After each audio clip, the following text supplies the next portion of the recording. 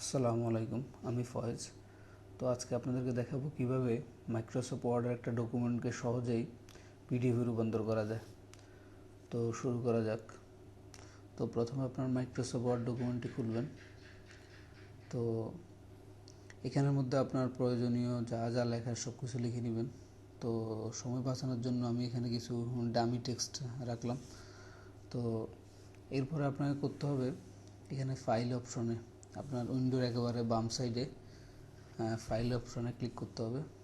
তো ক্লিক করার পরে সেভ অ্যাজে যাবেন। আপনি সেভ অ্যাজে ক্লিক করার পর আপনাকে লোকেশনটা দেখাই দিতে হবে যে আপনি কোন জায়গায় আপনার ডকুমেন্টটা সেভ করতে চান। তো ধরেন আমি ডেস্কটপে আমার ডকুমেন্টটা সেভ করতে চাই। এরপরে আপনার ফাইল নেম দিবেন, মানে আপনার যে ডকুমেন্টটা আপনি পিডিএফে রূপান্তর করবেন এই ডকুমেন্টের একটা নাম দিবেন। তো যেটা আছে ওইটাই থাক।